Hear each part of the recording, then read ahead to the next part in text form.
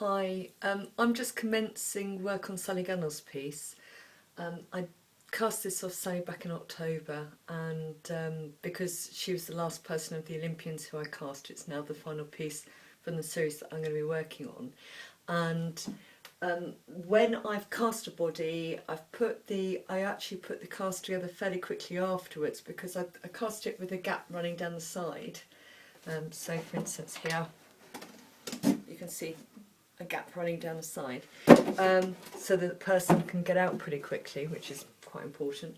And when I take it off the person, I then put it back together and I put a few strips to join down the sides to hold it, because as the piece dries out it warps slightly, and this way it sort of shrinks sort of uniformly and it sort of fits together still.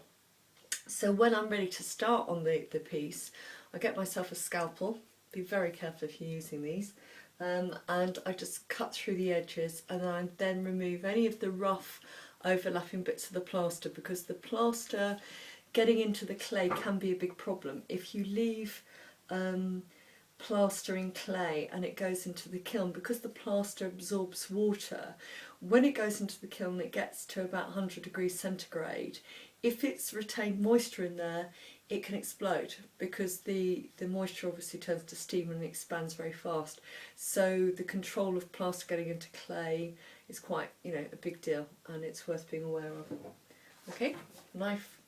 This isn't very exciting, but I just thought I'd show you the start.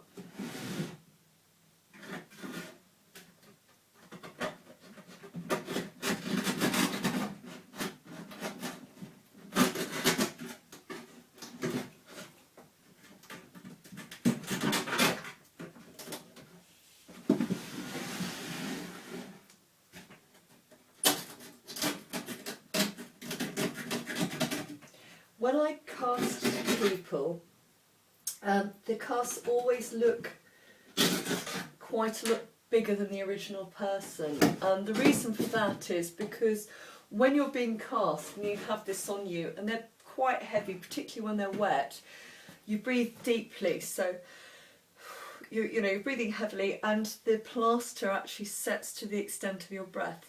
So apart from Beth Tweddle and Dame Kelly Holmes, who must be amongst the fittest people on earth at present, they're amazing. Every other person, absolutely every other person I've ever cast, has always sort of like had a bit of extra to them because of how they've been breathing. So when you look at a cast, I mean, typically when I'm doing commission, I have somebody who comes along who has a sense of how they are. They feel quite comfortable with that, because otherwise they wouldn't want me to cover them in plaster. I'm taking the record of that, but actually when they step away afterwards, even when my husband and my daughter cast me, and I'm sort of quite flat-stomached, when you step back you think, oh, that's made me look so much bigger. But I'm aware of that, so that when I put the clay in and get the clay out, if it is extended, I just push the stomachs and things back to where they should be for the particular person, which is sort of like a photoshopping thing. But actually, if I made the three-dimensional record of them when they were breathing out, sort of like breathing in, so their stomachs were extended, then it wouldn't look right either. Okay, bye.